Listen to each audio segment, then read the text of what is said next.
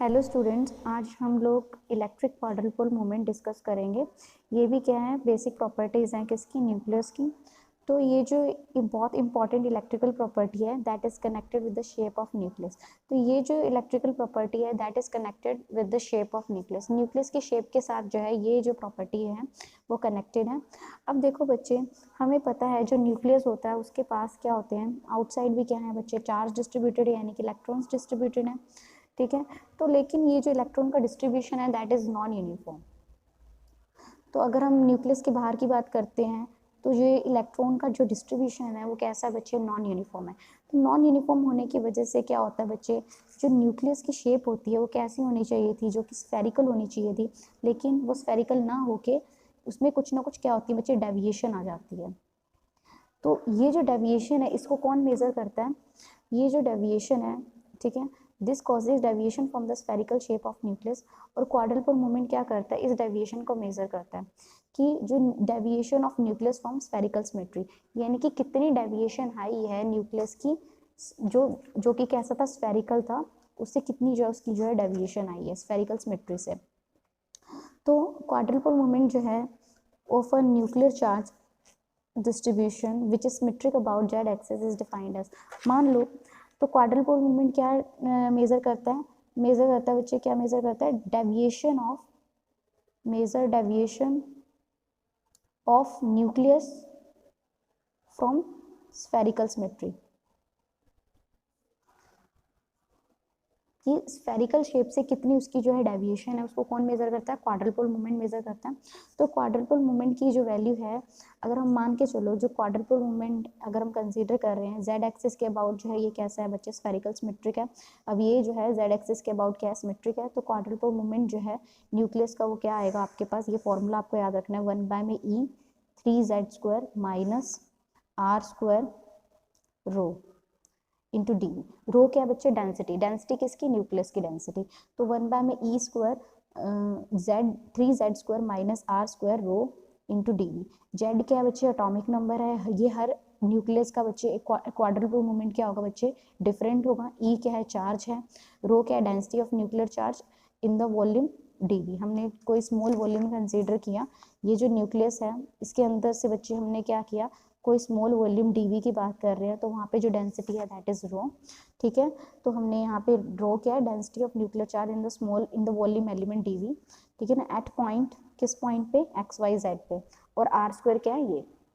अब बच्चे आगे देखो, अगर हम मान के चलते हैं जो न्यूक्लियस है वो कैसा है, एलिप्सॉइड है, एलिप्स की फॉर्म में है। ठीक है, जिसका डायमीटर क्या है, 2b है, और जिसका मान लो ये जो हमारा स्फीयर ना होके हमने न्यूक्लियस कैसा कंसीडर किया है, एलिप्स की फॉर्म में कंसीडर किया है, जिसका हमारे पास जो है डायमीटर जो है वो कितना है बच्चे, 2b है। 2b क्या है, इसका डायमीटर है। और क्या कह रखा है, अलोंग द सिमेट्रिक एक्सिस, जो सिमेट्रिक एक्सिस के अलोंग जो डायमीटर है हमने वो कंसीडर किया है बच्चे 2b। और 2a is right angle to this axis, और 2a क्या है, right angle to this axis. तो यहाँ से बच्चे देखो, सिमेट्रिक एक्सिस, मान लो ये सिमेट्रिक एक्सिस है, सिमेट्रिक एक्सिस क्या होती है, जो इक्वल पार्ट्स में डिवाइड करे। तो ये इक्वल पार्ट्स में डिवाइड कर रही है, तो सिमेट्रिक एक्सिस के अबाउट जो है उसका जो डायमीटर है that is 2b।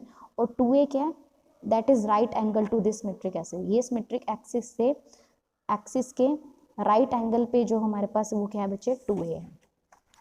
So 2a is right angle to that to the axis. ठीक है, तो अब चार्ज हमने मान लिया यूनिफॉर्मली डिस्ट्रीब्यूटेड है एलिप्सॉइड में, तो उस केस में जो हमारे पास क्वाड्रुपल मूवमेंट है वो किसके इक्वल आता है बच्चे, ये फॉर्मूला द्वारा से याद रखना है आपको, 2/5z b² - a²। तो ये फॉर्मूला हमेशा याद रखना, 2/z b² - a²। तो ये कब है, जब हमारा चार्ज जो है वो कैसा है, यूनिफॉर्मली डिस्ट्रीब्यूटेड है। तो न्यूक्लियस के अंदर जो चार्ज है वो कैसा यूनिफॉर्मली जो है डिस्ट्रीब्यूटेड था, उस केस में हमारे पास जो है क्वाड्रुपल मूवमेंट क्या निकल के आता है, 2/5z b² - a²। अब बच्चे यहाँ से z हमारा एटॉमिक नंबर है, मैंने आपको बताया हर जो न्यूक्लियस है उसका एटॉमिक नंबर क्या होगा, डिफरेंट होगा। तो हर एक का क्या होगा हमारे पास, क्वाड्रुपल मूवमेंट भी क्या होगा, डिफरेंट होगा। अब यहाँ पे क्या कह रखा है बच्चे, क्वाड्रुपल मूवमेंट क्या है, that is deviation from this spherical symmetry. अब यहाँ पे क्या, कि जो है फॉर्म के अंदर कितनी जो है डेविएशन है। अब बच्चे क्या कह रखा है, अगर हम z 0 ले लें तो क्यों हमारा क्या हो जाएगा बच्चे, 0 हो जाएगा। इसका मतलब जो है चार्ज यूनिफॉर्मली डिस्ट्रीब्यूटेड है। ये कब होगा, जब हमारा a किसके इक्वल होगा बच्चे, b के इक्वल होगा। तो हम कहेंगे कि क्या क्यों हमारा क्या आ गया बच्चे, 0 आ गया। तो स्फेरिकल सिमेट्रिक चार्ज डिस्ट्रीब्यूशन होगा। तो इसका मतलब ये है कि जो हमारा क्वाड्रुपल मोमेंट जीरो का मतलब क्या है कि हम क्या कह रहे थे, डेफिनेशन हमने क्या दी थी कि कितनी डेविएशन है फ्रॉम स्फेरिकल सिमेट्री। तो अगर क्यू जीरो है तो there is no deviation from the spherical symmetric, ठीक है ना। तो हमारा क्यू क्या हो जाएगा, 0 हो जाएगा।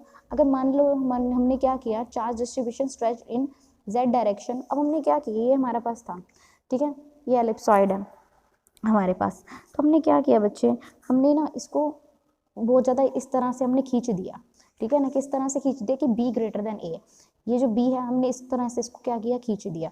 जब इस तरह से खींचेंगे तो क्या होगा, b is greater than a, तो इस तरह की फॉर्म बनेगी हमारे पास। तो ये 2b होगा और ये क्या होगा, 2a होगा। तो हमने क्या किया, इसको इस तरह से स्ट्रेच किया कि b क्या हो बच्चे, ग्रेटर देन a हो। तो उस केस में बच्चे b ग्रेटर देन a का मतलब क्यू हमारा क्या होगा, पॉजिटिव होगा। क्यू की वैल्यू क्या आएगी बच्चे, b is greater than a के लिए हमारा क्यू क्या होगा, पॉजिटिव होगा। तो और इसका जो शेप आएगी वो इस तरह से आएगी। इस शेप को हम क्या कहते हैं बच्चे, प्रोलेट। ऐसे ही बच्चे हमने क्या किया, हमने b इसको इस तरह से स्ट्रेच किया। तो इस तरह से स्ट्रेच करेंगे तो बच्चे हमारे पास क्या हो जाएगा, b छोटा हो जाएगा, b is less than a हो जाएगा। तो क्यों हमारा कैसा आएगा बच्चे, नेगेटिव आएगा। तो इसको हम क्या कहते हैं बच्चे, ऑब्लेट। जैसे आपका ऑमलेट होता है ना, वैसी शेप होगी, ठीक है ना, जैसे एग की शेप होती है। तो ये हमारे पास क्या हो जाएगा, ऑब्लेट। तो यहाँ से बच्चे हमारे पास क्या है, जो डायमेंशन हमने देखी, जो डायमेंशंस हैं क्वाड्रुपल मूवमेंट की, is that the area in of area which in nuclear physics is usually measured in barn. जो क्वाड्रुपल मूवमेंट है वो किस में मेजर की जाती हैं, हमारी बार्न्स में मेजर की जाती हैं। तो 1 बार्न किसके इक्वल होता है, बेसिकली ये क्या है बच्चे, क्वाड्रुपल मूवमेंट क्या है बच्चे, बेसिकली एरिया ही है।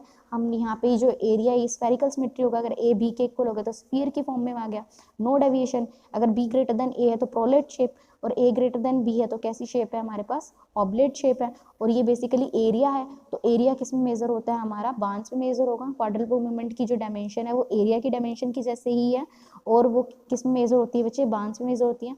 और ये किसके ऊपर डिपेंड करती है, साइज कैसा है हमारा न्यूक्लियस का, और extent of deviation for spherical symmetry and magnitude of charge Z. तो ये किस किस के ऊपर डिपेंड कर रही है बच्चे, हमारे पास जेड चार्ज के ऊपर डिपेंड कर रही है, न्यूक्लियस चार्ज के ऊपर डिपेंड कर रही है, charge of nucleus, size of nucleus, और कितनी डेविएशन है फ्रॉम स्फेरिकल सिमेट्री, ठीक है।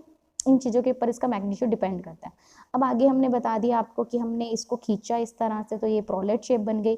तो प्रोलेट शेप, और इस तरह से अगर हम इसको स्ट्रेच करेंगे तो ये ऑब्लेट शेप है। तो इसको फ्लैटेंड भी शेप कहते हैं कि फ्लैट हो गया इस तरह से, ठीक है। तो यहाँ पे बच्चे क्या कह रखा है कि क्वाड्रुपल मोमेंट जो है ना वो देखी गई है काफ़ी चीज़ों के लिए। उसकी वैल्यू जो है लार्ज, वेरी स्मॉल से वेरी लार्ज तक वेरी करती है। जैसे यहाँ पे बच्चे 7 × 10⁻28 मीटर स्क्वायर है फॉर ल्यूथियम के लिए टू द लार्जेस्ट वैल्यू। अब यहाँ पे दे रखा है कि इसकी वैल्यू, जैसे लुटीनियम के केस में हमारे पास क्या है बच्चे, लुटीटियम के केस में हमारे पास क्या है कि पॉजिटिव वैल्यू इतनी है और नेगेटिव वैल्यू कितनी है, 1.2 × 10⁻28 मीटर स्क्वायर फॉर। अब देखो जहाँ पे 176 के लिए हमारे पास वैल्यू जो आ रही थी वो स्मॉल थी, और अगर हम SB 123 लेते हैं तो वहाँ से देखो लार्ज पॉजिटिव से लार्ज नेगेटिव वैल्यू तक यहाँ पे वेरी हो रहा है, ठीक है। तो ये क्या इंडिकेट करता है कि distortion of nuclei from spherical symmetry, या स्फीयर से, परफेक्ट स्फीयर से कितनी डिस्टॉर्शन है। तो यहाँ से हमें क्या मिलता है, justification for common assumption that the nuclei are spherical. अब ये देखो ये चीज़ ये बताता है कि जो हमारा न्यूक्लियाई है ना बेसिकली वो क्या है कि वो जो हमारी अजम्पशन होती थी उसको सेटिस्फाई करता है कि अगर हमारे पास अगर डिस्टॉर्शन बिल्कुल स्मॉल होगी तो उस केस में ये बता देगा कि न्यूक्लियाई जो है वो कैसा बच्चे स्फेरिकल है, ठीक है। इस चीज़ को वो जस्टिफाई करता है। अब यहाँ पे देखो बच्चे experimental evidence also suggest that. अब देखो कुछ एक्सपेरिमेंट से हमें ये पता चला कि जो इनके पास ना इलेक्ट्रिक डाइपोल मूवमेंट नहीं होता न्यूक्लियाई के पास, इसके पास क्या होता है बच्चे, इलेक्ट्रिक क्वाड्रुपोल मूवमेंट होता है। और यहाँ पे ये भी चीज़ लिखी हुई है कि न्यूक्लियाई हैव सर्टेन प्रॉपर्टीज जो कि फिजिकल नहीं है, देखी नहीं जा सकती हम, लेकिन हम उसको किससे ट्रीट करते हैं बच्चे, वेव मैकेनिक्स से ट्रीट करते हैं, जो कि हमारे पास जैसे कि यहाँ पे स्टैटिक्स है और क्या है, पैरिटी है। तो सबसे पहले हम क्या बात करेंगे, स्टैटिक्स। तो यानी कि कुछ ऐसी प्रॉपर्टीज जो कि हम जिसको ऑब्जर्व नहीं कर सकते, जो फिजिकली हम ऑब्जर्व नहीं कर सकते, तो वो कैसी प्रॉपर्टीज हैं आपकी वेव मैकेनिक्स से मदद से हम उसको एक्सप्लेन कर सकते हैं। तो वो पहली प्रॉपर्टी क्या है आपकी स्टैटिक्स। उसके बाद हम जब सेकंड प्रॉपर्टी पढ़ेंगे वो कौन सी होगी बच्चे आपकी पैरिटी। तो सबसे पहले आपकी स्टैटिक्स। स्टैटिक्स क्या कहती है बच्चे, देखो स्टैटिक्स जो है ना बेसिकली मैथ्स की टर्म है। देखो स्टैटिक्स जो है वो किसके साथ डील करती है, जब हमारे पास बहुत ज़्यादा नंबर ऑफ पार्टिकल्स होते हैं, ठीक है ना, लार्ज नंबर ऑफ पार्टिकल। हम उस मान लो हमारे पास एक कंटेनर है जिसके अंदर जो है बहुत सारे पार्टिकल्स हैं। अब मुझे इसका बिहेवियर जानना है, तो मैं किसकी मदद से जानूंगी बच्चे, स्टैटिक्स की मदद से जानूंगी। तो सबसे पहले जो है आपको पता होगा, आपने मैक्सवेल बोल्ट्जमैन डिस्ट्रीब्यूशन आपने लो किया था।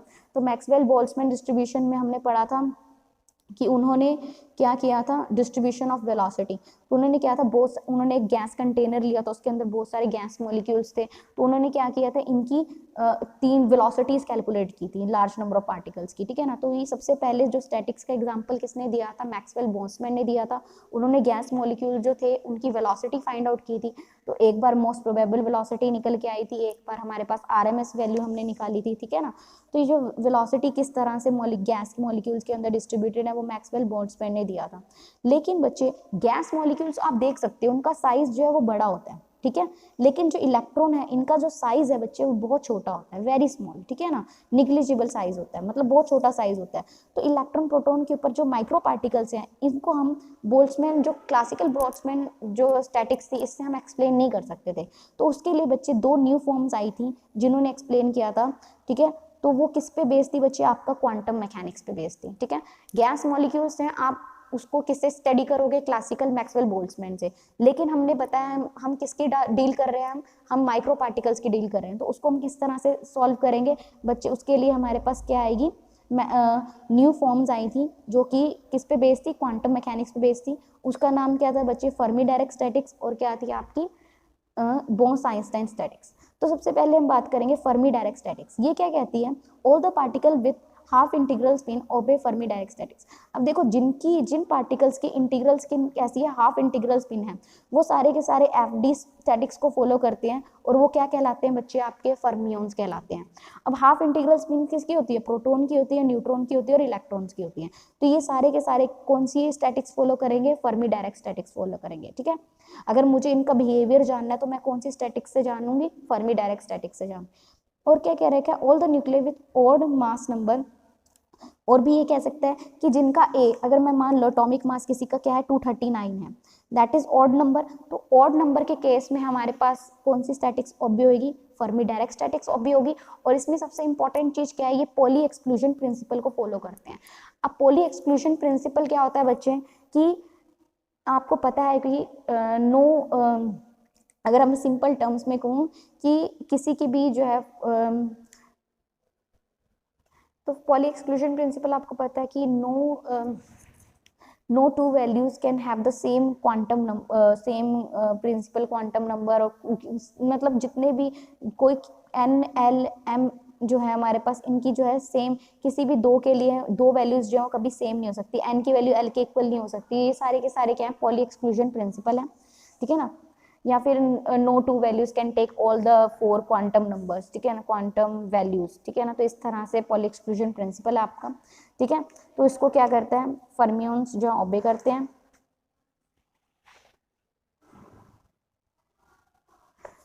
ये आप इस तरह से भी डिफाइन कर सकते हो कि no two values have the same set of 4 quantum numbers, ठीक है ना। तो यहाँ से बच्चे हमारे पास क्या है, वेव फंक्शन जो है सिस्टम का वो भी FD स्टैटिक्स को भी करेगा। और वो वेव फंक्शन कैसा होगा बच्चे, एंटी सिमेट्रिक होगा, ठीक है ना। वेव फंक्शन कैसा होगा, जैसे 1 और 2 जो होंगे वो क्या होंगे, वैसे एंटी सिमेट्रिक होंगे आपके पास, ठीक है। तो वेव फंक्शन कैसा होगा, एंटी सिमेट्रिक। हम डिटेल्स में नहीं जाएंगे, तो डिटेल्स हमारे सिलेबस में नहीं है। तो यहाँ से बच्चे स्पेस और स्पिन पार्ट जो है of a pair of identical particles are interchanged in wave function। अब देखो यहाँ पे ये चीज इंपॉर्टेंट है, अगर आप मान लो 2 पार्टिकल हमने कंसीडर किए, देखो ये जो इलेक्ट्रॉन्स है ना, बहुत सारे इलेक्ट्रॉन्स होंगे। इलेक्ट्रॉन्स कैसे हैं बच्चे, सारे के सारे सिमिलर हैं, ठीक है ना, आइडेंटिकल हैं, ठीक है ना। एक इलेक्ट्रॉन और दूसरा इलेक्ट्रॉन डिफरेंट तो नहीं हो सकते ना। तो इनका जो स्पेस और स्पिन पार्ट होता है ना, अगर आप इसमें थोड़ा सा भी चेंज करोगे, मान लो psi1 को आपने psi2 से रिप्लेस किया, ठीक है। तो उस केस में हमारे पास क्या होगा, 1 को आप 2 से रिप्लेस करोगे ना, आपने क्या किया, स्पेस और spin coordinates of any pair of identical particle are interchanged, new function will be identical with the original except the change of। अब देखो फर्स्ट को आपने सेकंड से रिप्लेस किया ना, तो वेव फंक्शन जो होगा ना वो सेम होगा, बट आपका क्या आ जाएगा, माइनस साइन आ जाएगा। तो ये कैसा है, एंटी सिमेट्रिक है, ठीक है। तो मतलब आपने ऐसे किया, मान लो कि मैंने जैसे साइन एक्स ले लो, ठीक है ना, वेव फंक्शन हमारे पास क्या था, साइन एक्स था, ठीक है ना, ये स्पेस पार्ट लिया है, स्पेस पार्ट मतलब क्या होता है, सिर्फ साइन एक्स, ठीक है ना। तो यहाँ से बच्चे आपने साइन एक्स को ना माइनस एक्स से रिप्लेस किया, तो साई एक्स को किससे रिप्लेस किया, माइनस साई एक्स से रिप्लेस किया। मान लो हमारा वेव फंक्शन कैसे डिफाइन था, वेव फंक्शन डिफाइन था साइन एक्स, आपने क्या किया बच्चे, साइन एक्स, इस एक्स को माइनस एक्स से रिप्लेस किया, मतलब स्पेस पार्ट को किससे रिप्लेस किया, माइनस से, तो क्या आ गया, साइन माइनस ऑफ थीटा, तो sine minus theta minus sine theta, तो माइनस ऑफ साई एक्स। तो ये कैसा होगा, हमारा एंटी सिमेट्रिक होगा, साई एक्स जो है माइनस एक्स किसके इक्वल है, माइनस साई एक्स, ठीक है ना। ऐसी बोल्स आइंस्टाइन स्टैटिक्स क्या होंगे, all the particles with integral spin, जिनकी इंटीग्रल स्पिन है वो सारे के सारे कैसे होंगे, हमारे बोसोन्स होंगे, ठीक है ना। वो बोस आइंस्टाइन स्टैटिक्स को फॉलो करेंगे, वो क्या कहलाएंगे, बोसोन्स। इसका एग्जांपल है बच्चे फोटोन। फोटोन जो होता है ना, आपको पता है, मैंने आपको बताया तो उसकी स्पिन 1 होती है, ठीक है ना। तो फोटोन हमारे पास क्या होते हैं बच्चे, ये बोसोन्स होते हैं। और ये जो है जितने भी इवन न्यूक्लियाई हैं, यानी कि जिनका मास नंबर ए, जिनका जैसे 234 ले लो, जितने भी इवन न्यूक्लियाई हैं वो सारे के सारे बोस आइंस्टाइन स्टैटिक को फॉलो करते हैं। और उस केस में बच्चे अगर हम क्या करेंगे, जैसे मैंने स्पेस पार्ट है साई एक्स जो है कॉस एक्स है, अब x को आप माइनस एक्स से भी रिप्लेस करोगे तब भी क्या आएगा, कॉस एक्स ही आएगा, यानी साई एक्स के इक्वल आएगा। यानी कि स्पेस और स्पिन पार्ट को अगर आप x और माइनस एक्स से रिप्लेस करोगे तब भी हमारे पास, या फिर आप कह सकते हो कि फर्स्ट पार्टिकल को अगर मैंने सेकंड पार्टिकल से रिप्लेस किया, हमारा वेव फंक्शन क्या आएगा, सेम रहेगा। तो हम क्या कहेंगे, ये कैसे स्टैटिक्स है, सिमेट्रिक है, ये सिमेट्रिक है। और ये कैसे स्टैटिक्स को फॉलो करता है, बोस आइंस्टाइन स्टैटिक्स को फॉलो करता है। Wave function of the system remains unchanged by interchanging all the space and spin coordinates of any pair of identical particle. कोई भी आइडेंटिकल पार्टिकल है, मान लो एक इलेक्ट्रॉन ये इलेक्ट्रॉन ले, तो इन दोनों पार्टिकल की अगर मैं क्या करूं, इनके कोऑर्डिनेट्स को अगर मैं चेंज भी कर दूं, एक्स को एक्स वाई जेड को, मान लो इस तरह से आप रिप्रेजेंट कर सकते हैं, मान लो एक्स वाई जेड जो है ना वो फर्स्ट इलेक्ट्रॉन के कोऑर्डिनेट्स हैं, ठीक है।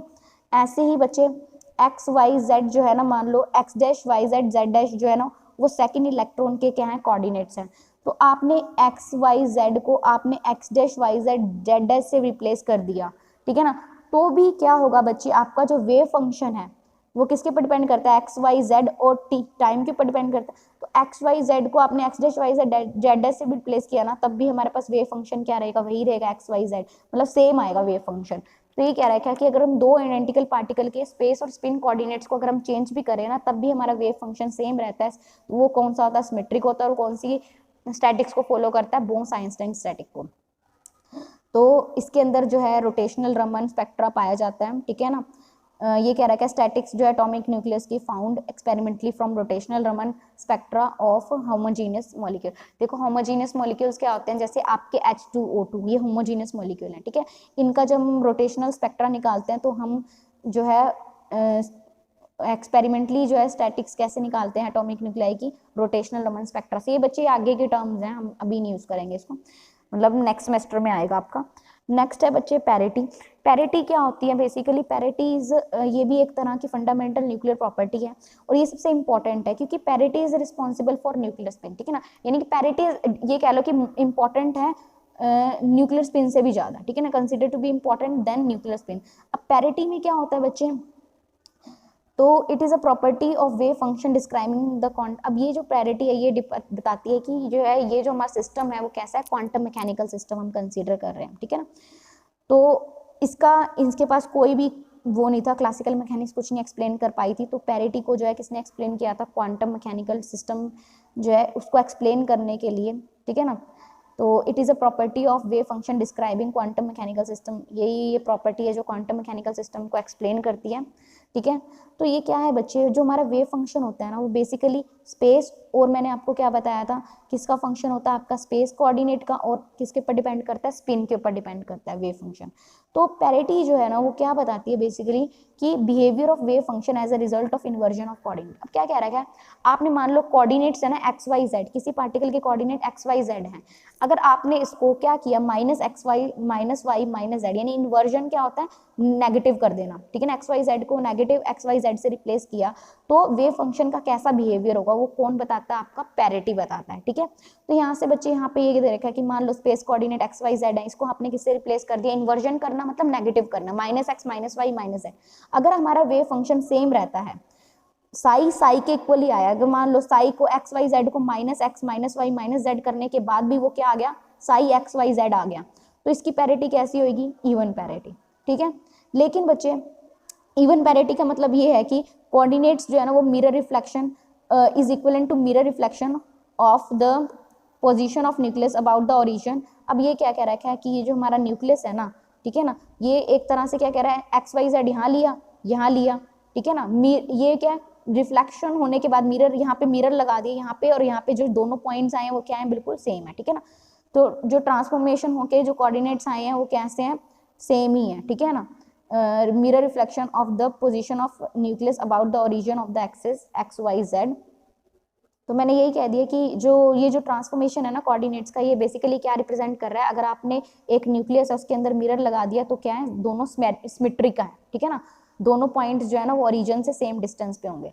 लेकिन अब हमने क्या कह रहे हैं, ऑड पैरिटी की बात करते हैं। अब रिफ्लेक्शन होने के बाद मान लो आपने यहाँ पे कोई एक्स वाई जेड पॉइंट लिया था, ठीक है, इन्वर्जन हुई, यहाँ पे एक्स वाई जेड का मिरर लगा हुआ है, यहाँ पे इन्वर्जन होने के बाद minus X minus Y minus Z होने के बाद भी, यानी कि रिफ्लेक्ट होने के बाद क्या आ रहा है, वेव फंक्शन पे क्या आ रहा है, माइनस का साइन आ रहा है, ठीक है। तो वेव फंक्शन किससे चेंज हो रहा है बच्चे, माइनस से चेंज हो रहा है आपका, तो ये क्या रिप्रेजेंट करेगी आपकी ऑड पैरिटी, ठीक है। तो पी पैरिटी, अगर मैंने ये पी जो है पैरिटी ऑपरेटर है, पैरिटी अगर एक्स वाई जेड पे लगाई, और हमें parity X Y Z wave function पे लगाने का मतलब है कि साई को किससे, एक्स वाई जेड को किससे रिप्लेस करना, minus X minus Y minus Z. अगर पॉजिटिव साइन आएगा द्वारा से तो हम कहेंगे पैरिटी है +1, अगर नेगेटिव साइन आता है एक्स वाई जेड के साथ तो हम क्या कहेंगे, पैरिटी है नेगेटिव, यानी कि -1, ठीक है।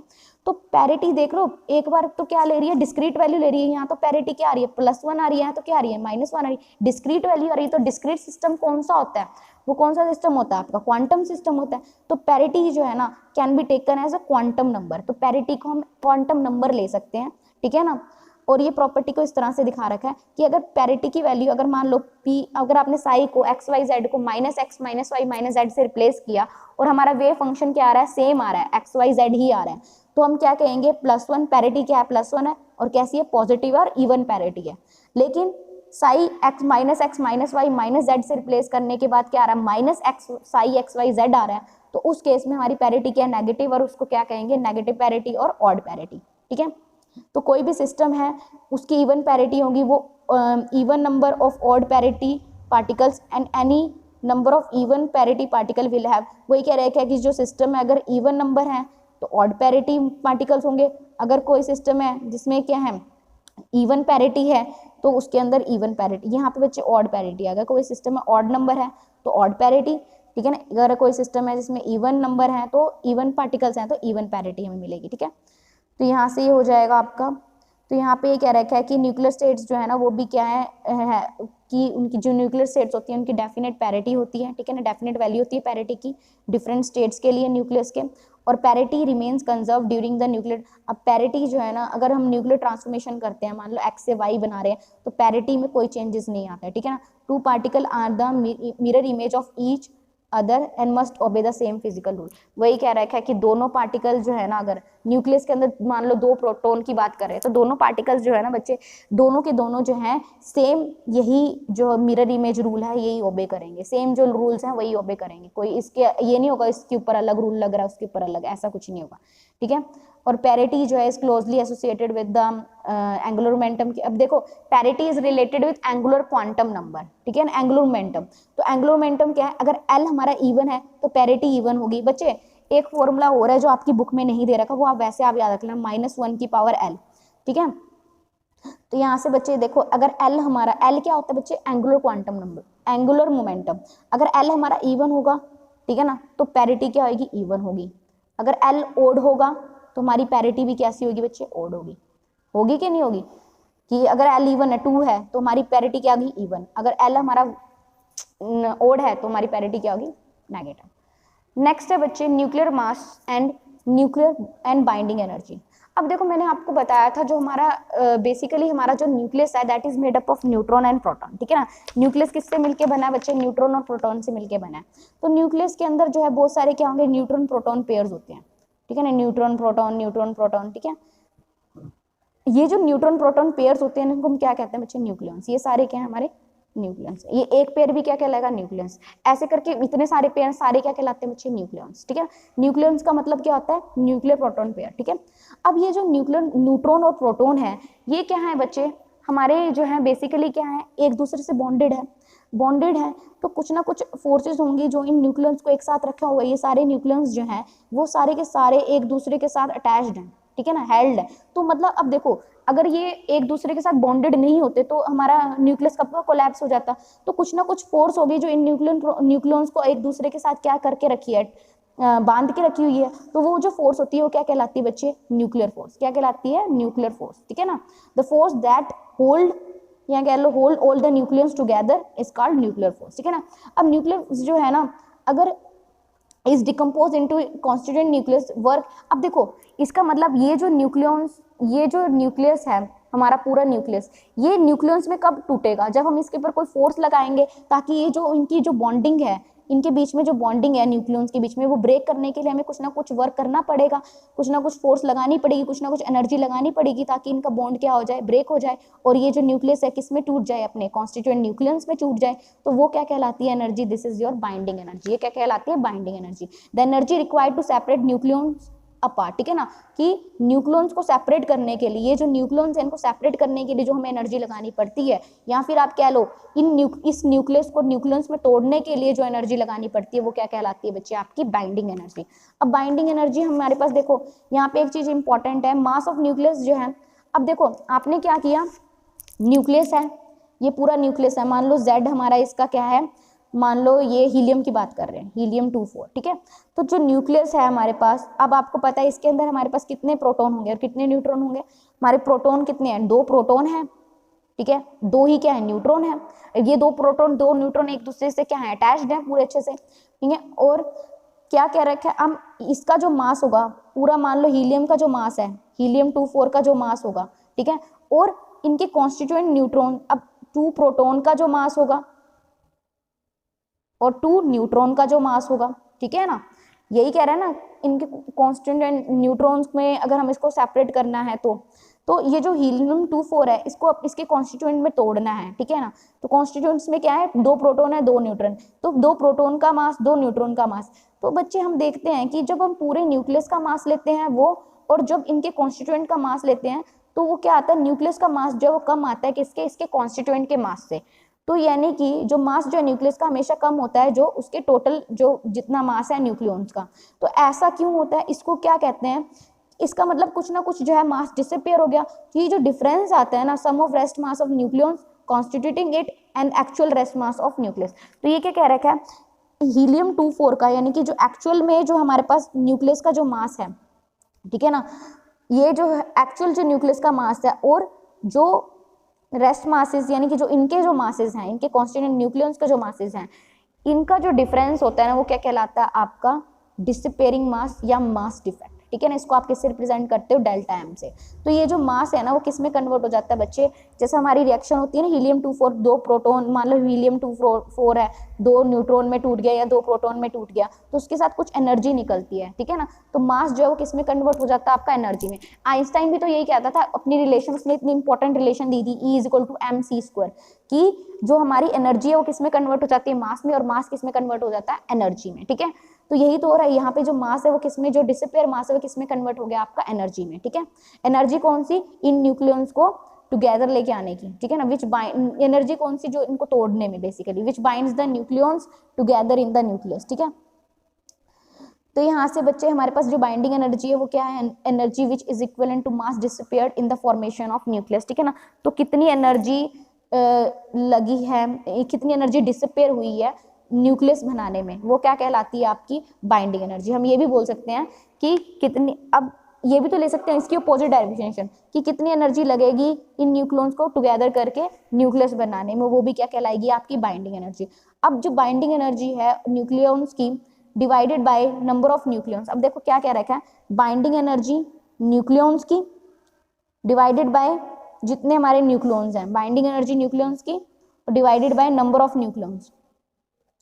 ठीक है। ये क्या कहलाती है बच्चे, एवरेज बाइंडिंग एनर्जी। ये क्या कहलाती है आपकी एवरेज बाइंडिंग एनर्जी। तो ये डेफिनेशन याद रखना। तो यहाँ पे क्या रखा है, जितनी ज्यादा एवरेज बाइंडिंग एनर्जी होगी उतना ज्यादा न्यूक्लियस स्टेबल हो। क्यों स्टेबल होगा बच्चे, बाइंडिंग एनर्जी ऑफ न्यूक्लियॉन्स। अब देखो हमें जितनी ज्यादा एनर्जी लगानी पड़ेगी न्यूक्लियॉन्स को ब्रेक करने में, है ना, तो उतनी ज्यादा क्या होगी हमारे पास, उतना हमारा न्यूक्लियस क्या होगा, स्टेबल होगा। तो वही कह रहे हैं कि average binding energy per nucleon अगर जितनी ज्यादा होगी उतनी हमारा न्यूक्लियस क्या होगा, स्टेबल होगा। अब एक्सप्रेशन फॉर बाइंडिंग एनर्जी, अब हम एक्सप्रेशन निकालेंगे बाइंडिंग एनर्जी की। अब देखो बच्चे यहाँ पे हमारा जो न्यूक्लियस है with atomic number Z, mass number A, then it comes Z proton and A minus Z neutrons. ठीक है। तो यहाँ से बच्चे देखो हमारा जो न्यूक्लियस है उसका A, इसको इस तरह से रिप्रेजेंट किया हो, उसका Z प्रोटॉन है, Z मतलब Z एटॉमिक नंबर है, A मास नंबर। एक्सप्रेशन निकाल लेना बाइंडिंग एनर्जी का एक्सप्रेशन। तो बच्चे मैंने बाइंडिंग एनर्जी क्या निकाली थी, जो मास जो होगा, अब XAZ हमारा एलिमेंट है, AZ हमारा एलिमेंट है, ठीक है। तो इस केस में हमारे पास number of neutron, number of proton क्या होंगे, that is equal to atomic number, और नंबर ऑफ न्यूट्रॉन्स क्या होंगे, वो किसके इक्वल होगा, A माइनस Z के इक्वल। ठीक है। तो मैंने क्या बोला था, जो मास किसका XZA minus sum of the rest masses of nucleons, और किसका difference, mass of actual nucleus का, वो क्या मिलता है, बाइंडिंग एनर्जी। तो इसका और क्या हमारे पास Z मास ऑफ प्रोटॉन, जितने नंबर ऑफ प्रोटॉन्स हैं, और A माइनस Z जितने नंबर ऑफ हमारे पास क्या है, न्यूट्रॉन्स हैं। तो ये हमारा क्या हो जाएगा, बाइंडिंग एनर्जी। तो ये एक्सप्रेशन याद रखना आपको। हाँ एग्जैक्टली एक चीज और बचे, सम ऑफ ये जो प्रोटॉन, ये जो न्यूक्लियॉन्स है, इसका मास किससे ज्यादा होता है, हमारे एक्चुअल न्यूक्लियस के मास से। तो ये दोनों पॉजिटिव और ये क्या है, नेगेटिव। ठीक है। तो ये क्या कहलाएगी आपकी बाइंडिंग एनर्जी। ठीक है। उसके बाद ये हमने लिखा है ZMN, इसको कैपिटल MN से रिप्रेजेंट किया हुआ है इन्होंने, कैपिटल MN से आप रिप्रेजेंट कर देना, तो ये बताएगा कि एक्चुअल मास, ठीक है ना, मास ऑफ होल न्यूक्लियस। अब यहाँ पे एग्जांपल दे रखे हैं, ड्यूट्रॉन की एग्जांपल दे रखे हैं कि एक प्रोटॉन एक न्यूट्रॉन होता है। ड्यूट्रॉन का केस में क्या होता है, H2 1, यही होता है बच्चे। नंबर ऑफ प्रोटॉन हमारे पास कितना है, 1 है, न्यूट्रॉन भी कितना है, A माइनस Z 1 है, ठीक है ना। तो क्या होगा हमारे पास, mass of proton plus mass of neutron minus whole mass of किसका, समीशन ये किसका, H12 का। ठीक है। तो यहाँ पे प्रोटॉन का मास लिया हुआ है 1.073 और न्यूट्रॉन का मास है 1.0087। तो इन दोनों का मास माइनस में एक्चुअल मास जो न्यूट्रॉन का मास ये है, तो ये मास डिसअपियर डेल्टा M हम कैलकुलेट कर सकते हैं, वो हमारा आ जाएगा 0.024। ठीक है ना। तो ये हमारा पास जो है मास डिसअपियर हो गया। और बाइंडिंग एनर्जी, अब देखो ये तो था मास डिसअपियरेंस, ठीक है ना, तो बाइंडिंग एनर्जी नहीं थी, सॉरी, ये मास डिसअपियरेंस है, डेल्टा M हमने जो कैलकुलेट किया था। ठीक है। बाइंडिंग एनर्जी क्या होती है बच्चे, एनर्जी का फॉर्मूला क्या होता है, E इक्वल टू mc²। ठीक है ना। तो हमारे पास डेल्टा M आ जाएगा यहाँ पे, तो डेल्टा mc², डेल्टा M हमारे पास ये है वैल्यू, तो डेल्टा M की वैल्यू हम क्या पुट कर देंगे, ये वाली वैल्यू इंटू c²। ठीक है। तो ये जो हमारे पास टर्म है ये याद रख लेना, डेल्टा M इंटू c²। यहाँ पे क्या है, ZMP प्लस में A माइनस में ZMN minus MN XAZ c²। तो यहाँ से बच्चे ZMP प्लस में Z कॉमन ले लिया, तो MP प्लस में MN प्लस A माइनस में Z। ठीक है। तो इन्होंने क्या किया, ZME से डिवाइड, ZME से ऐड, ZME से डिफरेंस। ठीक है ना। तो जब हम ये करेंगे तो हमारे पास ये जो हमने किया था पहले हो जाएगा। ठीक है। उसके बाद हमारे पास एक चीज़ इन्होंने इंपॉर्टेंट लिखी हुई है, देखो हमने क्या किया, ZME से मल्टीप्लाई, मतलब ZME से ऐड, ZME से डिफरेंस। ठीक है। तो यहाँ से बच्चे ये करने के बाद जो है हमारे पास क्या आ जाएगा, तो ये करने के बाद बच्चे जो MP प्लस ME है ना, mass of electron plus mass of proton, ये क्या होता है बच्चे, मास ऑफ हाइड्रोजन एटम। ठीक है ना, ये MH है। तो यहाँ से बच्चे इन्होंने रिप्लेस कर दिया ZMH प्लस में A माइनस में ZMN minus M XAZ c²। तो ये याद रखना है, जो न्यूक्लियर बाइंडिंग एनर्जी, ये जो binding energy in terms of atomic masses हमारे पास आ गई। ठीक है ना। तो बाइंडिंग एनर्जी जो है हम इस फॉर्मूले से कैलकुलेट करा करेंगे। अब हमारे पास क्या कह रखा है कि कुछ आइसोटॉप्स हैं जिनके लिए बाइंडिंग एनर्जी बहुत ज़्यादा आती है, जैसे कि यहाँ पे ऑक्सीजन 816 है, इसके लिए बाइंडिंग एनर्जी इतनी है, 500 MeFe के लिए, मतलब बहुत ज़्यादा बाइंडिंग एनर्जी की वैल्यूज आती हैं कुछ पॉइंट्स के लिए। ठीक है ना। तो ये बाइंडिंग एनर्जी इतनी ज़्यादा क्यों होती है, ये भी हम एक्सप्लेन करेंगे। बाइंडिंग एनर्जी पर न्यूक्लियन क्या होती है, कि कितनी एनर्जी चाहिए एक न्यूक्लियन को न्यूक्लियस से निकालने के लिए, to extract one nucleon from the nucleus. ठीक है ना। एक न्यूक्लियन को हमें जो है न्यूक्लियस से निकालने के लिए जितनी एनर्जी चाहिए वो क्या कहलाएगी, आपकी बाइंडिंग एनर्जी पर न्यूक्लियन। ठीक है। तो उसको हम क्या करते हैं, बाइंडिंग एनर्जी को हम क्या करते हैं, ए से डिवाइड कर देते हैं, यानी कि हमारे मास नंबर से, तो हमारे पास आंसर आ जाता है। ठीक है, तो यही चीज़ है। हमने MP प्लस ME को क्या लिखा था, MH लिखा था, तो यहाँ से हमारे पास ये एक्सप्रेशन आ गई। तो ये एक्सप्रेशन आपको याद रखना है। ठीक है, तो ये हमने जो आज किया है that is binding energy per nucleon. Thank you.